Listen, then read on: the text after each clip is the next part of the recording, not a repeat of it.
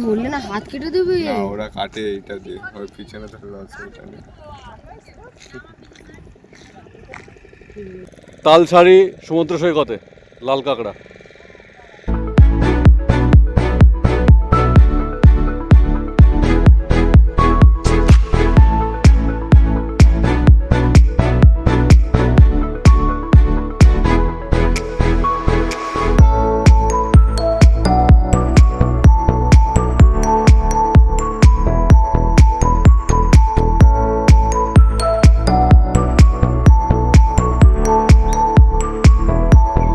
এই মুহূর্তে আমি আছি উড়িষ্যার বিচিত্রপুর নেচার ক্যাম্পে।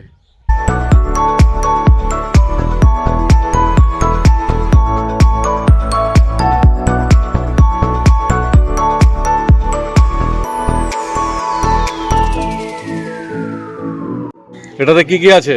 আপনার হাতে লেমন আছে, পুদিনা আছে, জিরা আছে, অরেঞ্জ আছে। আচ্ছা, একদম অরিজিনাল তো? অরিজিনাল।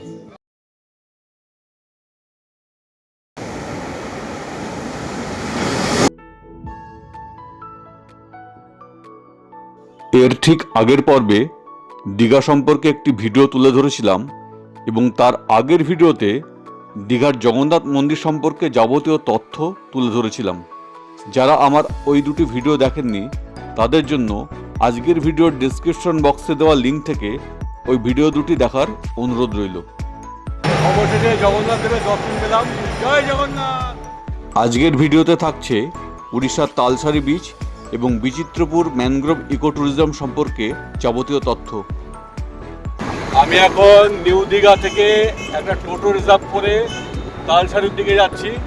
নিউ দীঘা থেকে তালসারি দূরত্ব প্রায় 5 কিলোমিটার, সময় লাগবে আনুমানিক 15 মিনিট।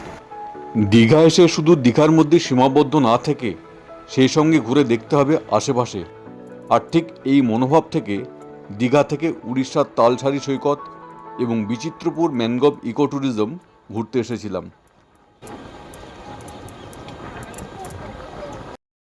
নিউ দীঘায় সামনে যে চেকপোস্টটা দেখা যাচ্ছে ওটা হচ্ছে বাংলা উড়িষ্যা বর্ডার। চেকপোস্টের ওই পাশটা হচ্ছে উড়িষ্যা আর এই পাশটা হচ্ছে বাংলা। এই যে চেকপোস্ট, এই যে বাংলা উড়িষ্যা বর্ডার। চেকপোস্টটা জাস্ট পার করে আমরা ঢুকে গেলাম উড়িষ্যার মধ্যে। এই বাঁদিকে যে রাস্তাটা দেখা যাচ্ছে এটা হচ্ছে উদয়পুর বিচের দিকে যাচ্ছে, আর আমরা যাব সোজা তালসারির দিকে। এখন ঘড়িতে বাজে সকাল 6:30। এই রাস্তাটা উড়িষ্যার মধ্যেই। সকালবেলাকার পরিবেশ অত্যন্ত মনোরম। এই রাস্তায় চলতে চলতে প্রচুর মিঠা পান পাতার বরজ চোখে পড়বে। পানের বরজ দুই পাশে, রাস্তার দুই পাশে প্রচুর পানের বরজ। তালসারি যেতে যেতে আপনার সব থেকে যেটা ভালো লাগবে তা হলো রাস্তার দুই পাশের সারি সারি কাজু গাছ, যা আপনার চোখকে সার্থক করবে। এই যে এটা কাজু গাছ। উড়িষ্যার সমুদ্র উপকূলবর্তী এই অঞ্চলগুলি কাজু চাষের পক্ষে একেবারে আদর্শ।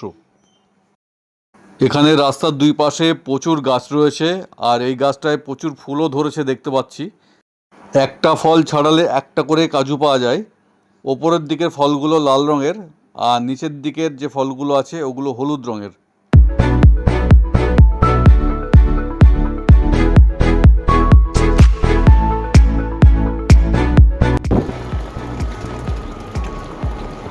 তালসারি সমুদ্র সৈকতের একদম কাছে এখানে ওটিডিসির পান্থশালাও আছে, চাইলে আপনারা এখানেও থাকতে পারেন।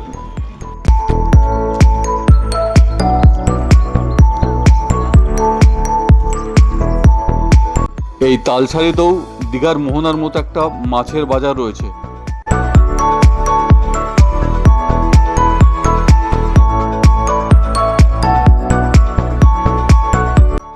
এটি হলো তালসারি বিচ যাওয়ার জেটি। এই তালসারি বিভিন্ন সময় বিভিন্ন রূপ নেয়। জোয়ারের সময় জল এই পর্যন্ত চলে আসে, এখন যেমনটা হয়েছে। এখানে সুবর্ণরেখা নদী বঙ্গোপসাগরে মিশেছে। জোয়ারের সময় ওই পাড়টায় নৌকা করে যেতে হয়, আর ভাটার সময় বিস্তৃত বালুভূমির মধ্যে দিয়েই বাইকে করে ওপারে যাওয়া যায়। বাইক ভাড়া পড়ে জনপ্রতি 100 টাকা, আর নৌকা ভাড়াও আসা যাওয়া 100 টাকা।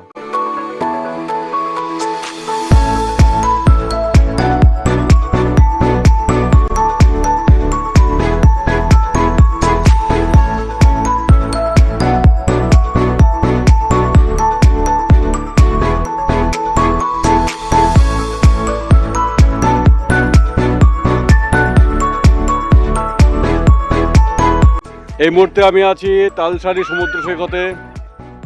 এই বিস্তৃত বেলাভূমিতে এরকম অসংখ্য গর্ত রয়েছে যেখান থেকে লাল কাঁকড়াগুলি বেরিয়ে আসে।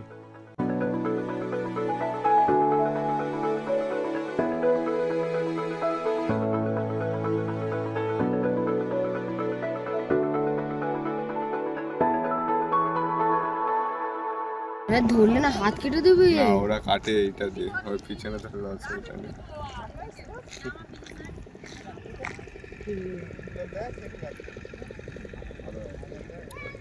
এই যে লাল কাঁকড়া, তালসারি সমুদ্র সৈকতে লাল কাঁকড়া।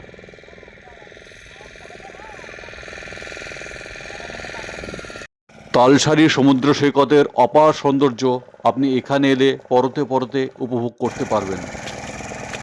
জোয়ারের সময় আপনি যে নৌকা করে এখানে আসবেন, আপনাকে কিন্তু সেই নৌকা করেই ফিরে যেতে হবে। Good morning. আমরা এখন একটা টোটো রিজার্ভ করে নিউ দীঘা থেকে বিচিত্রপুরের দিকে যাচ্ছি। এই বিচিত্রপুরটা উড়িষ্যার মধ্যেই পড়ে। সেখানে সি বিচ এবং ম্যানগ্রোভ ইকো ট্যুরিজম দুটো রয়েছে।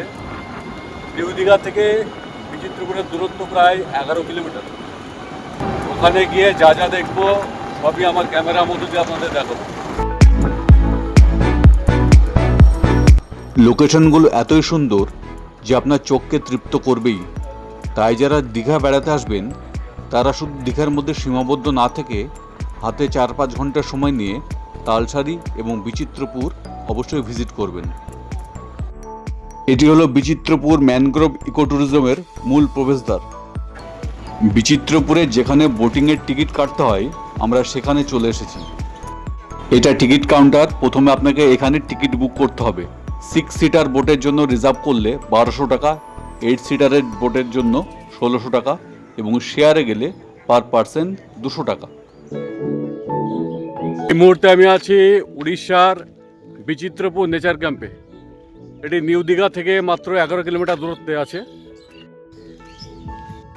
নেচার ক্যাম্পের পরিবেশটা খুব সুন্দর। আমার ঠিক পেছনে আছে বিচিত্রপুর নেচার ক্যাম্পের গেট।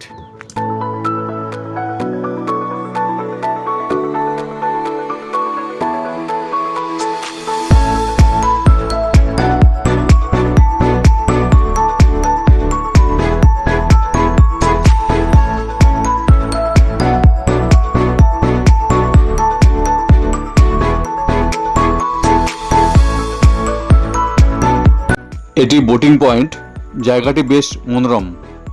দীঘার একঘেয়েমি কোলাহল থেকে বৈচিত্র্য খুঁজতে চাইলে ঘুরে আসুন দীঘার কাছাকাছি এই অফবিট প্লেসে। মন ভালো হয়ে যাবে।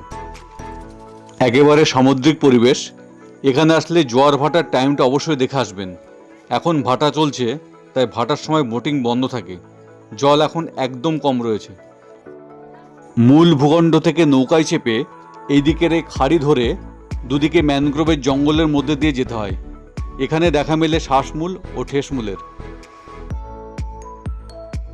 জনমানবহীন কি অপূর্ব জায়গা। সুন্দরবনে যেমন ছোট ছোট খাড়ি থাকে, অনেকটা সেরকম।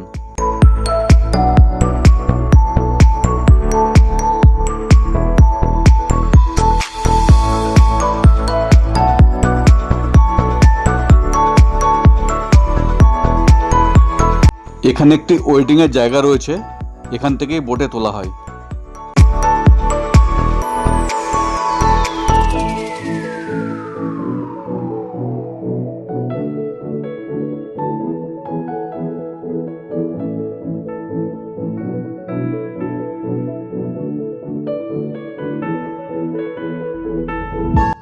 বোটের টিকিট কাউন্টারের পাশেই এখানে কার পার্কিংয়ের ব্যবস্থা রয়েছে। এখানে ব্রেকফাস্টের ব্যবস্থা ছাড়াও স্থানীয় লোকের হাতে তৈরি কিছু দ্রব্যাদি রয়েছে যেগুলো আপনারা কেনাকাটা করতেই পারেন।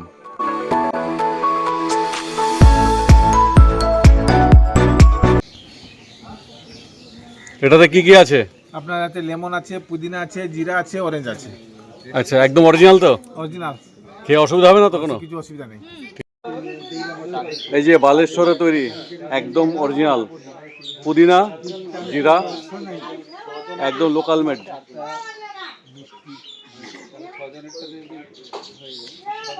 খেতেও টেস্টি, ঠান্ডাও আছে।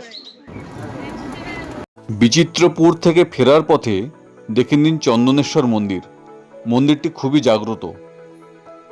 যেখানে একসময় হোগলা পাতার জঙ্গল ছিল, সেখানে মাটির নিচে বিরাজমান রয়েছেন দেবাদিদেব মহাদেব। দীঘার অনেক কাছে হওয়ায় অনেকেই এই মন্দির দর্শন করে যান। মহাদেব এখানে চন্দনেশ্বর রূপে পূজিত হন। সন্ধ্যায় এখানে মহাদেবের অন্নভোগ প্রদান করা হয়।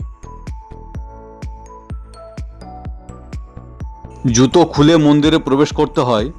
চন্দনেশ্বর মন্দিরের আকৃতি কলিঙ্গ স্থাপত্যের মতো। এই মন্দিরের মূল আরাধ্য দেবতা শিব। অনেকটা জায়গা জুড়ে মন্দিরটি বিস্তৃত। মূল মন্দির ছাড়াও আরও ছোট ছোট মন্দির আছে এখানে। দীঘা থেকে এই মন্দিরের দূরত্ব মাত্র 6 কিলোমিটার। মন্দিরের বাইরে প্রচুর দোকান রয়েছে, যেখানে পেয়ে যাবেন পুজোর সামগ্রী, তাছাড়াও পেয়ে যাবেন বিভিন্ন রকমের দ্রব্যাদি।